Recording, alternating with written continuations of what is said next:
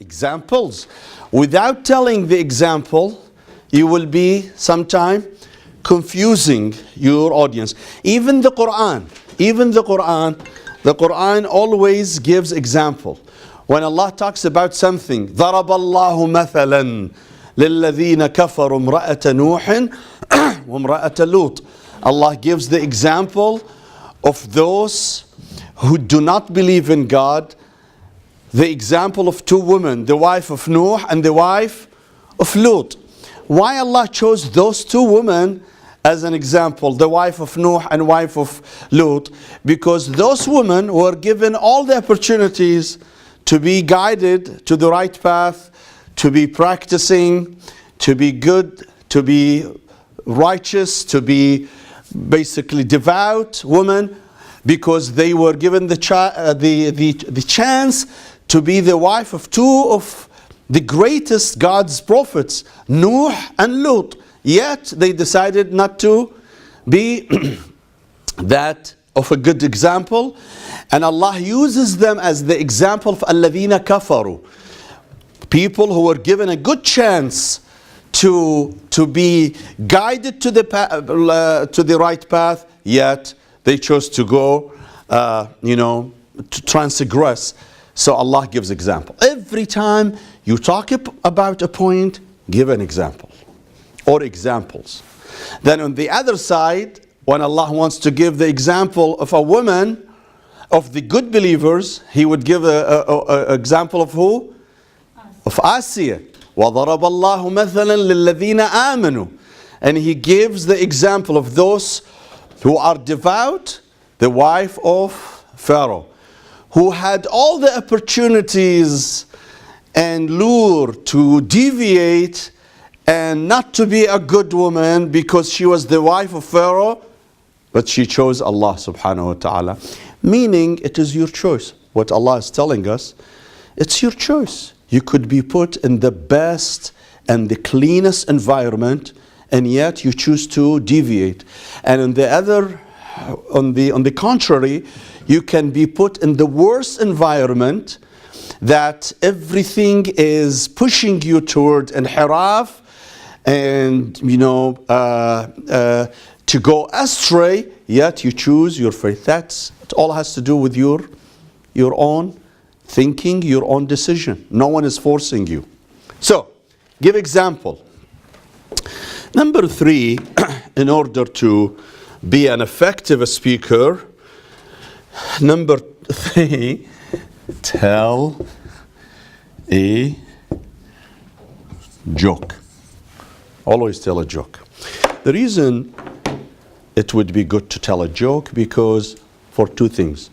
One is you don't want to give your audience a dry presentation that relies on too much thinking, analyzing, and dissecting.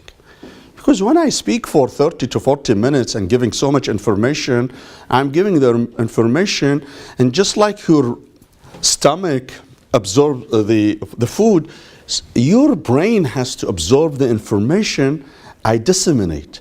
And that's a tiring job for our brain. Our brain needs time to absorb all the information we get. So sometime having a sense of humor, giving a joke would basically lighten the load your brain is embarking on. That's one reason. The second reason is that, in America, I noticed that when you give a joke, when you tell a joke, your audience think, even though there's nothing scientific to, prove that, but salam alaikum wa rahmatullah. When you tell a joke, your audience may think you're a great speaker. So you're just telling a joke, because basically you are breaking barriers with your audience, and you are making them feel more comfortable connecting with you.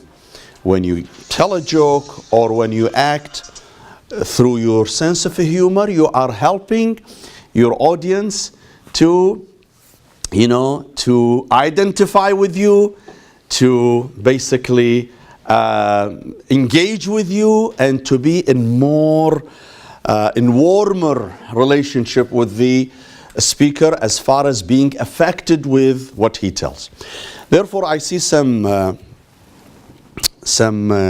speakers, they always, in America, they always begin with a joke, or they finish with a joke, or right in the middle. Joel Osteen, he is a famous, any of you have listened to his lectures?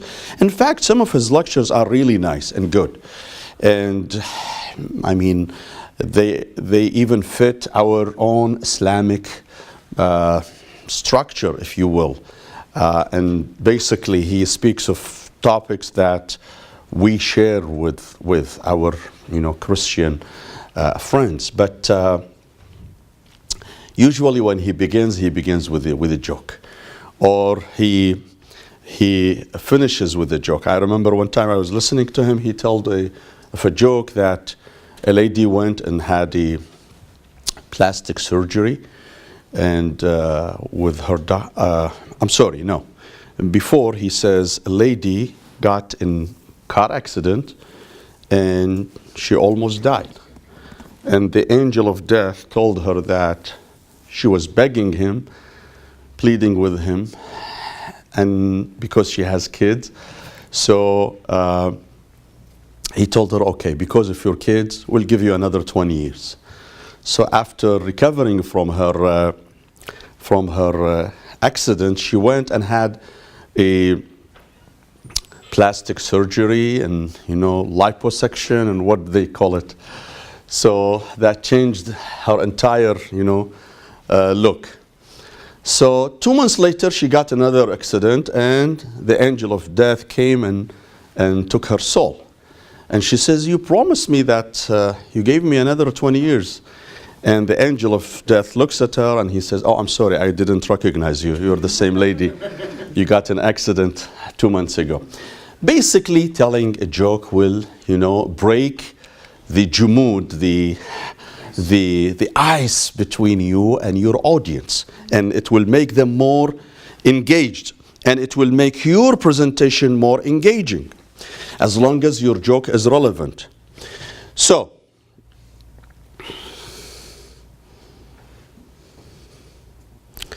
number 4. Listen to this. Number 4. Those are all the do's, right? Number 4, be presentable. What do we mean by be presentable?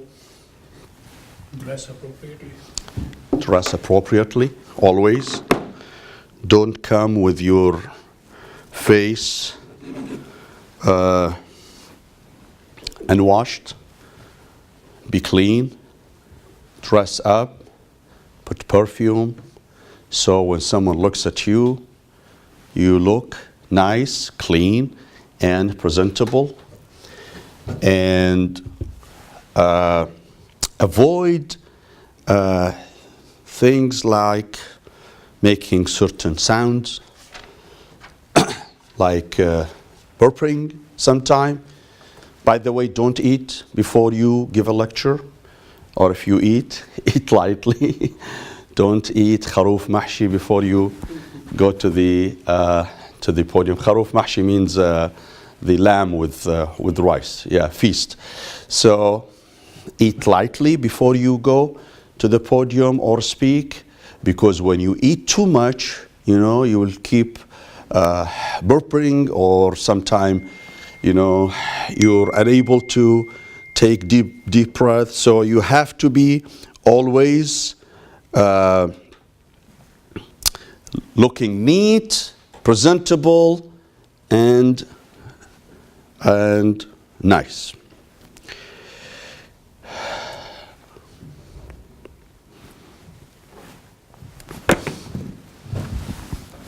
Number 5, I'm going through them.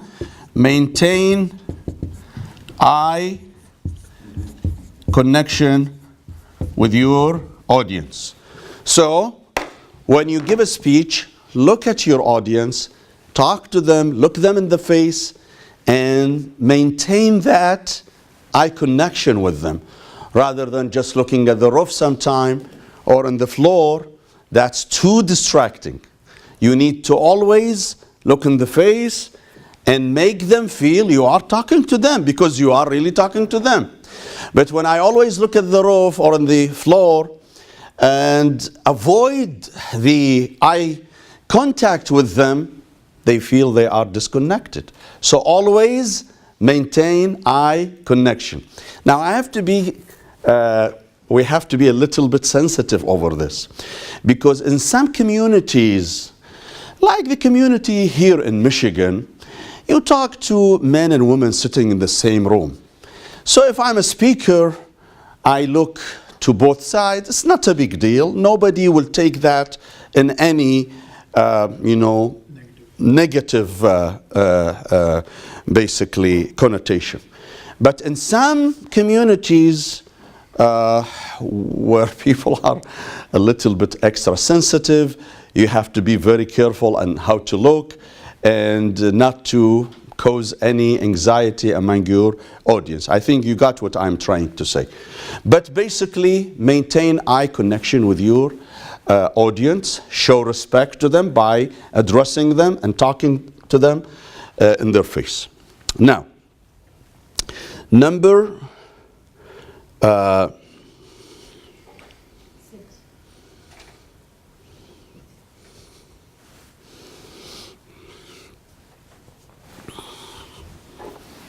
Number 6, talk to your audience emotions and mind. Both. Sometimes we talk, but with no emotion. You need to talk to their emotion as well. And in order to talk to their emotion, to your audience emotion, you have to be sometime emotional about the subject you talk about. Therefore, Hajjah, you can come in if you want. Sometimes, they say the best speaker, the one who can make you laugh and cry in the same session. Have you seen that? Yes, we have seen that. During Ashura, we see some speakers make us laugh sometime for something they say. And a few minutes later, down to the end of their lecture or presentation, they make us cry. This shows that the speaker is putting too much emotion in his speech, that he can control not only your brain by telling you things that deals with your brain mostly, but also he can touch your emotion as well. He can make you cry and he can make you laugh as well. That is basically the most powerful speaker, who can not only talk to your brain. Because again, if I were to talk to your brain only, I become a university professor who's delivering material and academic statistics. No, the job of a Muslim speaker is not just to deliver some information, rather to positively manipulate and affect your emotions and direct your emotions toward the right goal. And we should not underestimate that job of someone trying also to talk to my emotions as well as my brain.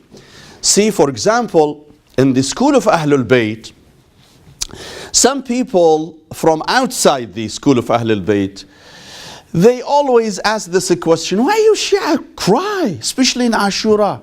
Isn't this ridiculous? No, it's not ridiculous. In fact, our Imams were the first, before our Imams, our Prophet were the first to establish this crying scene, if you will, by encouraging people to cry.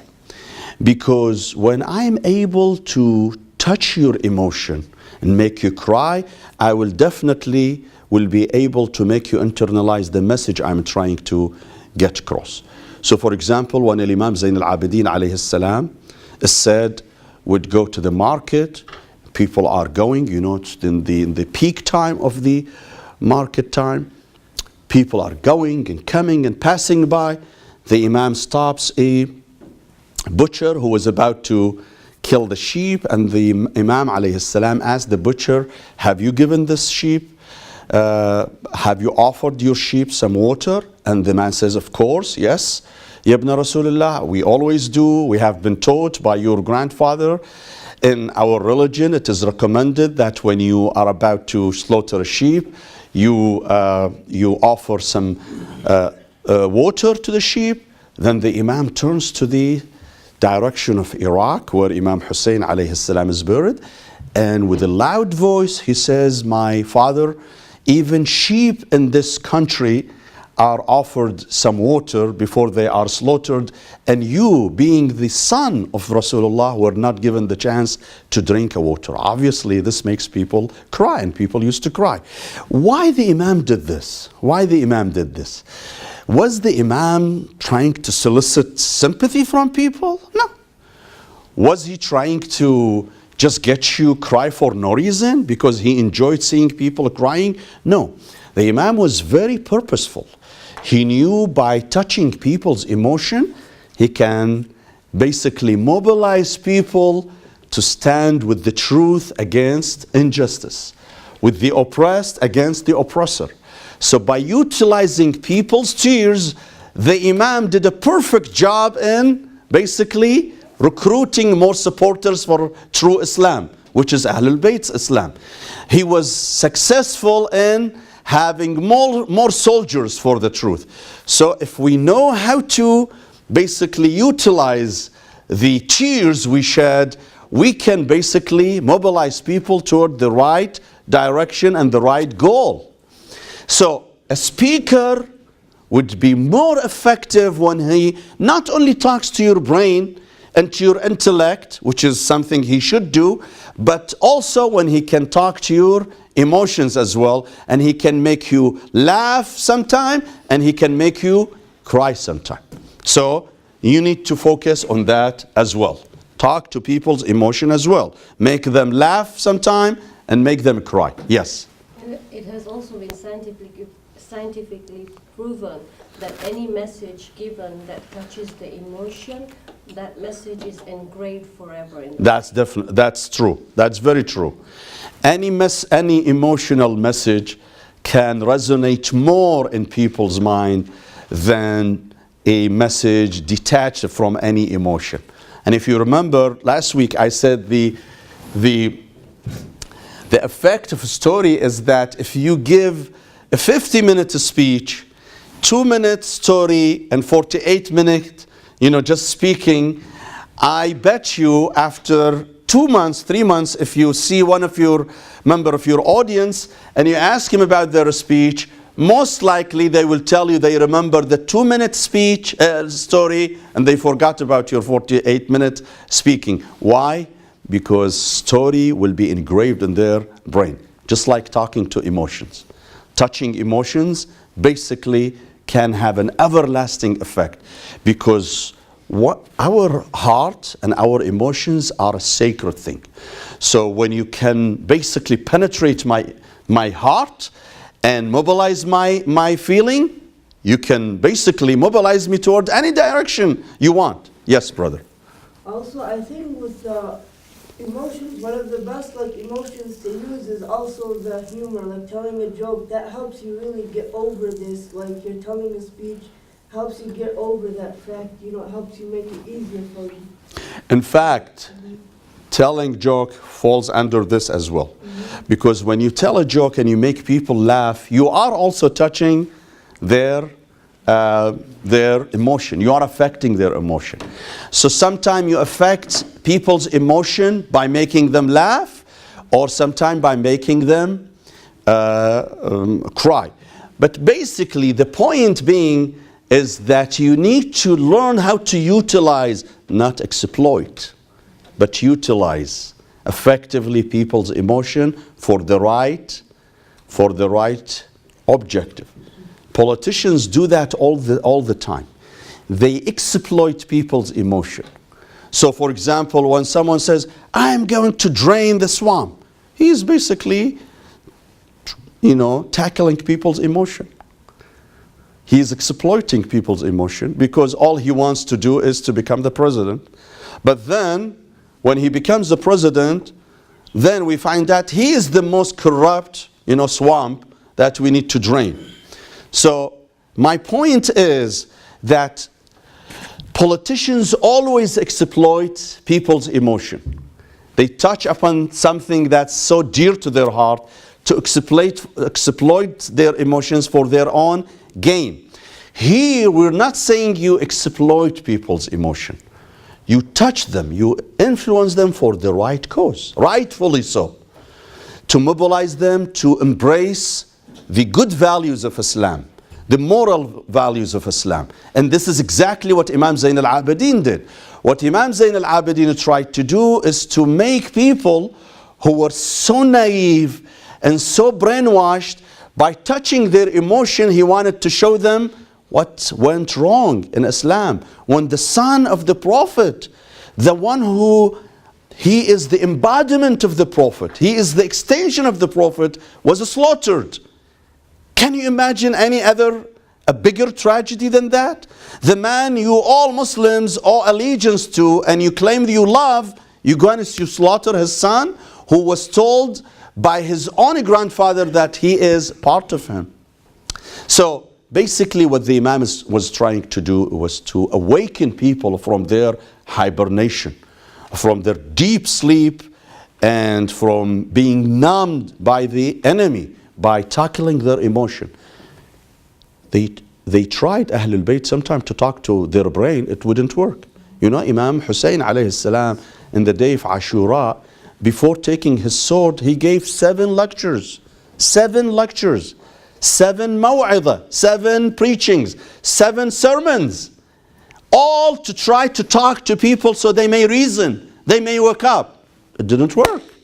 They were in deep sleep that they could not wake up. So the Imam, our Imams realized that talking to people's brain only is not enough. You need to talk to their emotions. Sometimes you talk to someone. Let me give you a vivid example today. If I talk to you about what's happening now in a country like Myanmar, where Muslims are being brutally killed and driven out of their homes, and I talk about how bad it is, injustice, how bad injustice is, and how good justice is. This is all, abstract talk. And it makes sense to you, but it does not get you to move. But when I show you one small picture of a girl crying or dying or being burned down or her parents being burned, you will be motivated to do something. Why? Because that picture touches your heart, touches your emotions. All this time, the talk was trying to touch your brain, and it could not move your brain. But when I'm able to touch your heart and your emotion, you're more likely to act, to do something. So, use emotion.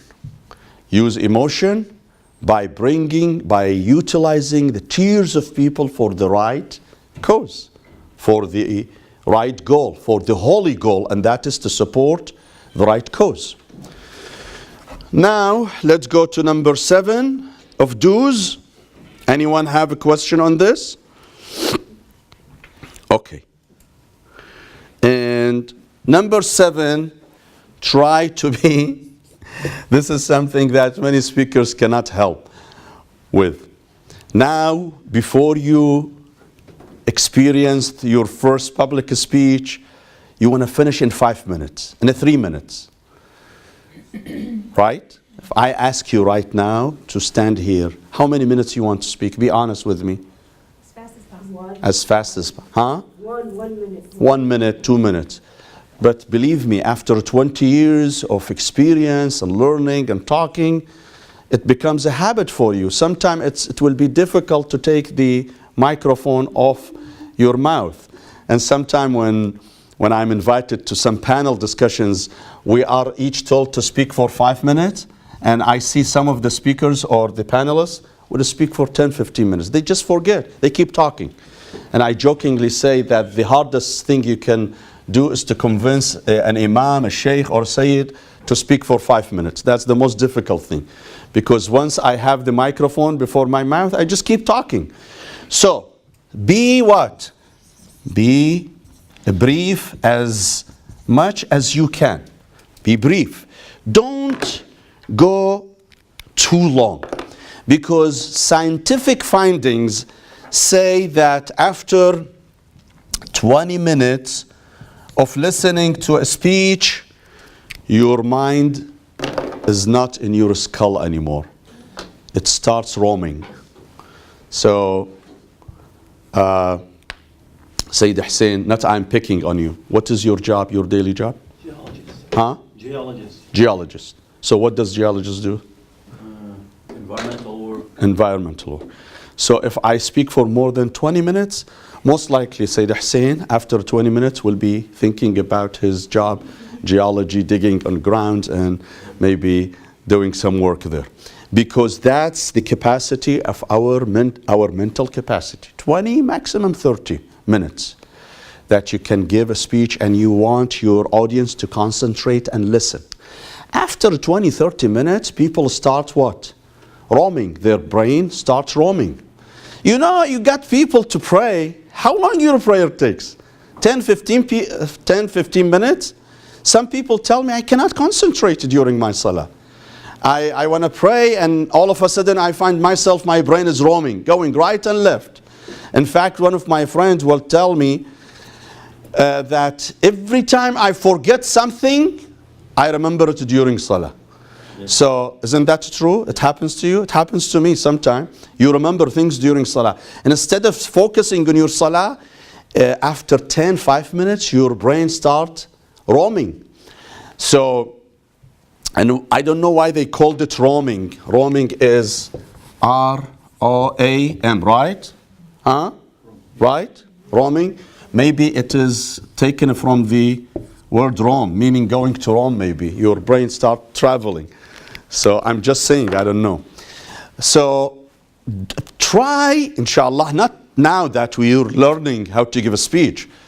In 10, 15 years from now, once you become established speaker, once you receive an invitation to speak somewhere, to University of Michigan University, Ann Arbor, or somewhere else, and sometimes they specify how long you want, they want you to speak. Sometimes they don't. Then don't speak for more than 30 minutes. Don't.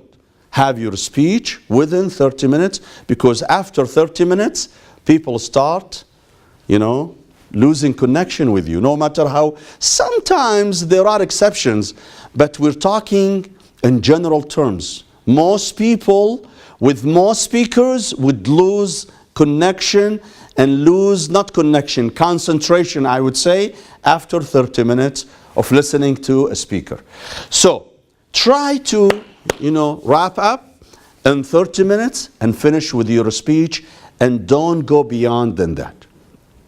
So if you look at the sermons of the Prophet, all his sermons, do you know what the longest sermon was? Not more than 15 minutes. 12, 15 minutes. The longest sermon the Prophet gave. 12 to 15 minutes. Wasn't it the last Hajjatul Wada was 1 hour? Exactly. That's one of his longest. 1 hour. It's not more than, the core speech was not more than 15 minutes. So usually, maybe that was a little bit longer because it was the last, time the Prophet is meeting Muslims. But average, the Prophet would not give a speech more than 12 to 15 minutes. That's all. Sometime you listen to a speaker and they speak for 50 minutes, 1 hour. That's too exhausting. That's too exhausting. Try to finish all your point within maximum 30 to 40 minutes, no more than that. Okay. What else? B. So we are still at the do's. Number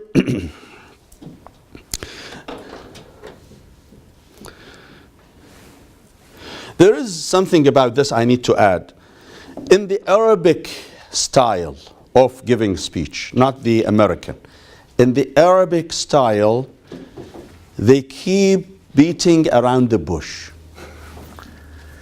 In order to make a point, the speaker keeps, circulating before tackling his point. In the English style, you hardly see that. The speaker goes straight. That's why they call it short and sweet and to the point. But in the Arabic style, I have seen people keep circulating and beating around the bush. You don't need to beat around the bush. Just go straight to your point. In fact, inshallah, once we talk about the content and how to deliver strong content, they divide your content into 3 parts. Your introduction, the body, and conclusion or closing remark. That's all BS. You don't need to, be obligated with this structure. Just give your point and be effective as much as you can and finish with it. You don't have to go and make an introduction. It would be good to make introduction, not for the sake of introduction. Sometimes I have to make introduction. No, just go. If you don't have introduction and you have something to say, just go and say it. You don't need to offer introduction. So, try to be as brief as you can. Brief, short, sweet, and right to the point, as they say in this country. Okay, number 8. Sir, Now, just a comment here. When I give my lectures, even if I have 15 minutes, I give it for 25 to 30 minutes. That extra 20 minutes allows people to ask questions, which will solidify the matter afterwards. Yes. Or make comments. So. yes, that's true. It would be always good to give some time for questions and answers, but sometimes there is no room for questioning. You are invited by this center or that mosque to give a speech, not to answer questions and answers. Can I erase this part? Okay. Let's move on. What time is it now? 22? 37? So who said 22? 22 minutes. Okay. So number 8.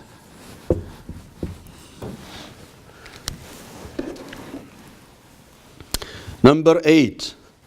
Be polite. What do we mean? Be polite. Don't be rude.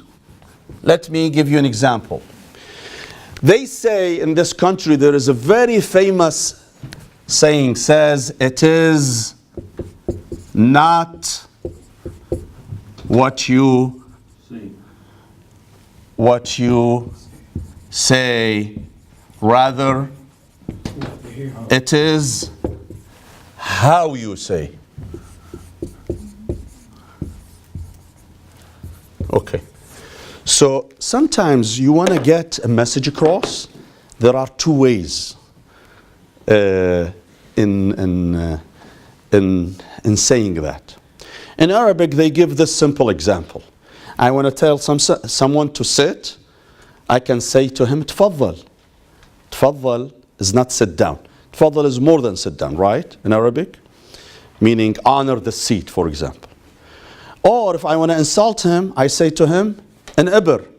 So the difference between an ibr and a tfaddal is basically the same, but one in an honorific way, in dignified way, and the other one in insulting way. You don't need to say an ibr. You always need to say what? Tfaddal. So let me give you another example. They say a king saw in his dream that he lost all his teeth, and he was concerned about his dream. He called for an interpreter. The interpreter, upon listening to his dream, told him, "Wow, that's a very bad dream." He says, "What?" He says, "The way I see it, I interpreted that all your relatives will die soon." The king got very upset. very upset at this man, at the interpreter, and he kicked him out. And he asked for another interpreter to interpret his dream. The other interpreter came and said that, tell me the dream. So the king told him the dream. And the man says, no, in fact, this is a very good dream. This means that you will live the longest among your relatives. Now, what's the difference between the first and second? He's the same thing, but he put it in a nice way that the king liked it, and he says, you're the smart one. You are the one who knows how to interpret dreams. Give him some award. And he was giving an award. Basically, they said the same. But one put it in a very negative light. The other one was a smart. He put it in a very appealing way. Look, this is something you have to deal. You have to deal with once you become a public speaker. So, can I erase this one? So, these issues will come eventually. How about when you are asked about women wearing hijab? Your answer might vary from one that says, woman in her hijab? She will be in trouble with God. She may most likely end up in going to hell. Allah will punish her. She has to be ready for fire touching her skin and burning her skin. And I can go on rumbling about this. But rather, if I am asked, what about a woman not wearing hijab, but she wants to pray? Would Allah accept? So if I'm of the first school, I will say, no way. She better not pray. She stays home and she has to first fix her hijab. Rather, I would say, for someone, a lady, who doesn't wear hijab, but she prays, Allah will definitely accept her prayer. Allah will definitely embrace her prayer.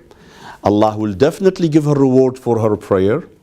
But I would rather she would also put hijab on so she can get more reward. If Allah gives her 500 hasana for her prayer, by wearing hijab she will get 700. So I would rather her get the 700, not the 500. So basically, you are saying the same idea, but in different, completely different tones. One that sounds rude and not pleasant at all, alienating, and the other one that is completely embracing, welcoming, and encouraging. And in fact, that's what makes the big difference. Jesus and John the Baptist, they were cousins. Jesus always smiles, and John the Baptist always for fear of Allah. From fear of Allah, he would frown, always. And when they both ask Allah which one he prefers, he says, I like the one who smiles more. So always be polite. Don't offend your audience. Do not offend your audience. There isn't one way to relay your message. There are several ways to relay your message. And instead of being rude and just throw your words in the face of your audience, try to choose the right word, make the good choice so you don't sound, insensitive, not polite, and rude. Always be positive. Always be polite and respectful. So you don't want to preach. You don't want to preach, which is a great value, great hasana, but yet you demean people, which is a big sin. Big sin to demean people and to disrespect them. By you becoming a speaker, most likely you're not trying to make money out of this or make living. Rather, you want to serve your religion, right? If that's the case, then by pursuing this noble goal, you cannot, commit a sin by alienating people, by disrespecting people. So when the two Imams, Imam Hassan and Imam Hussein, were so spotted an old man doing wudu in wrong way, and instead of approaching him, embarrassing him, humiliating him by telling him, hey, you're 70-year-old, you don't know how to make wudu? No, they didn't do that. What they did, they asked him, we have a contest of who would do a better wudu, me or my brother. So the man says, let's see. Imam Hassan did a great wudu, and of course Imam Hussein would do a great wudu. So when he noticed that they both did a great wudu and how different it is from the way he did, he realized the message the Imams were trying to tell him. He told them, Imam Hassan told them, look at the mistakes me and my brother make when we do the wudu. After observing their wudu, he says, it's not you who made the mistake, it's your uncle who made the mistake. So basically, they got the message across by telling him, your wudu is wrong by not offending him. By not offending him. They chose a way not to offend him. So your purpose when you preach, you want people to listen. But if people are going to be alienated by what you say, you're not going to use the same method. Yes, we need to conclude. So I think according to what I have, we have 2 more weeks to finish with the do's and don'ts. And we have 1 more lecture on the content, building a strong content. And then inshallah in 3 more weeks.